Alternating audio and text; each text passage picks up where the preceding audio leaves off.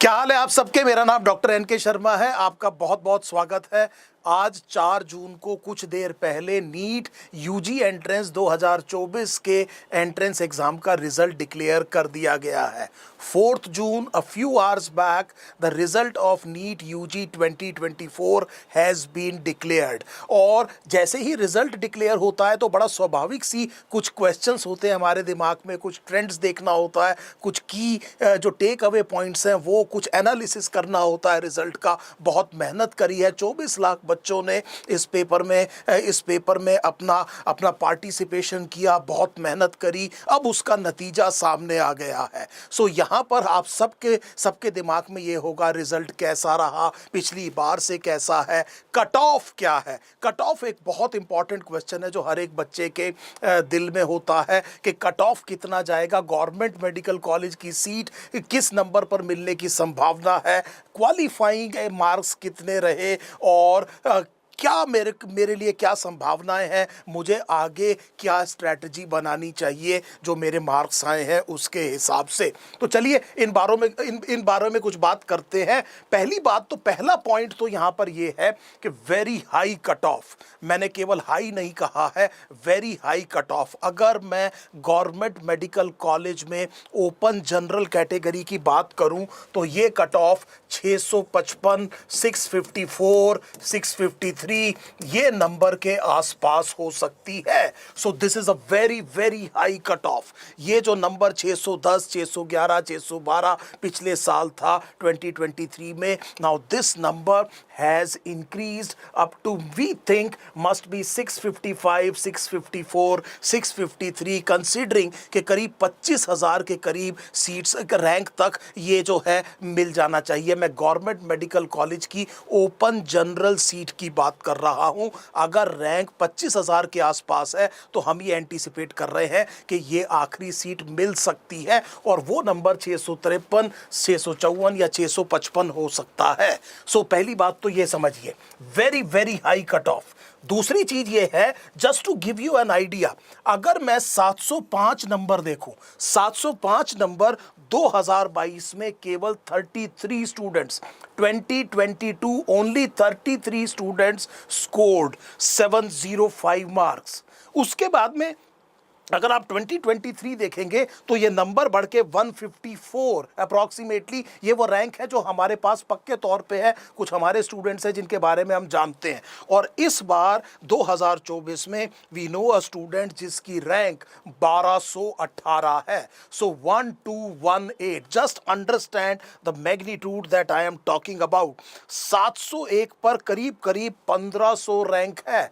और we know a student जिसके 720 number है और काउंसलिंग रैंक उसकी 23 है। So that means a lot of students are scoring 720 marks. Exact number हमें नहीं पता है, लेकिन we know somebody who is scoring 720 and is having a counseling rank of 23. I hope you are getting the crux of the thing। मुझे उम्मीद है ये बड़ा अनयूजुअल रिजल्ट है, बड़ा ही अचंभित करने वाला रिजल्ट है। काफी देर तो मैं ही बड़ा परप्लेक्स्ड रहा, फ्लैबरगास्टेड रहा। मुझे समझ नहीं आया कि इसमें क्या चीज का निचोड़ निकाला जा सके। It is a very very unusual result.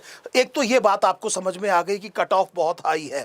जो 50th परसेंटाइल है उसका नंबर जनरल कैटेगरी के लिए 164 मार्क्स है। सो 164 मार्क्स है 50th परसेंटाइल के लिए। Now that means at 164 marks you qualify the NEET entrance examination and therefore you are eligible for say for example to go abroad and study MBBS। so अगर आपका India में कहीं selection नहीं हो रहा है, आपका पैशन बहुत ज़्यादा है, आप विदेश से जाकर के MBBS करना चाहते हैं, तो ये बात याद रखिएगा कि बिना नीट क्वालिफिकेशन के कहीं भी जाना बिल्कुल गलत होगा। जब तक नीट क्वालिफिकेशन ना हो कहीं भी जाना नहीं चाहिए, क्योंकि आप एलिजिबल नहीं होंगे इंडिया में वापस आकर के कुछ भी करने के लिए, लेकिन वो जो नीट क्वालिफिकेशन मार्क्स है उसका नंबर अब की बार 164 है। माइंड यू, मैं ये क्वालिफिकेशन 50th परसेंटाइल बता रहा हूँ। मैं आपको दोबारा बता दूं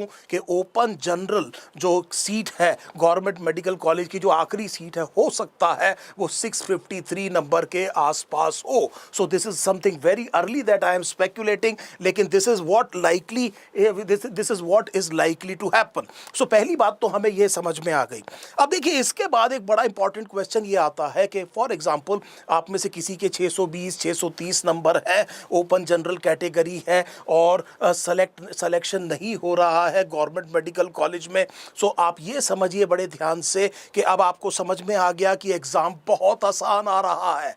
ये बहुत आसान एग्जाम आ रहा है। यहां पर मैं नेशनल टेस्टिंग एजेंसी से कहना चाहूँगा कि इस एग्ज़ाम को राशनलाइज करने की ज़रूरत है, और अगर इतना ही आसान एग्ज़ाम भी देना है तो मल्टीपल अटेम्प्ट्स होने चाहिए बच्चे के पास में अवेलेबल। मैं जानता हूँ विदेशों में कुछ इस तरह के मेडिकल कॉलेज एंट्रेंस टेस्ट होते हैं जिसमें मल्टीपल अटेम्प्ट्स होते हैं, 20 बार बच्चा पेपर दे सकता है, फिर कट ऑफ हाई जाती है तो कोई सोचने की बात नहीं है। लेकिन अगर इतनी हाई कट ऑफ जा रही है और एक ही दिन में अगर ये डिसाइड करना है तो कई बारी जो टेम्परामेंट है, कई बारी तबीयत खराब होने की वजह से, सो मुझे लगता है इतना हाई स्टेक एग्जाम अगर इसी तरह का बनाना है तो उसमें मल्टीपल अटेम्प्ट्स होने चाहिए। Otherwise the national testing agency must राशनलाइज this exam, क्योंकि 650 अगर 630 640 पर बच्चे को सीट नहीं मिल रही है तो that is actually very bad, this is not good. So इतना हाई स्कोरिंग करने के बाद में बच्चों को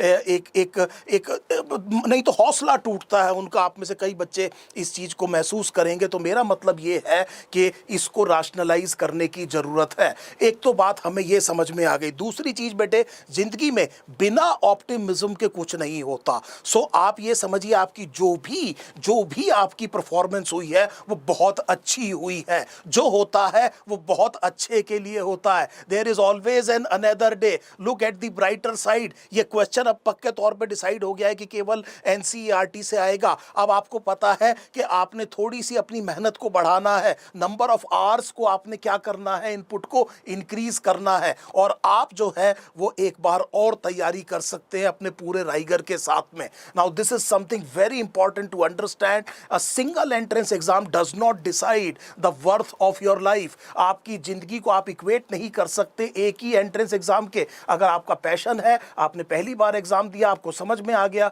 कि एग्जाम किस डायरेक्शन में जा रहा है, यहां से लेसन्स को लर्न करके आप उस तरह से तैयारी करना शुरू कीजिए।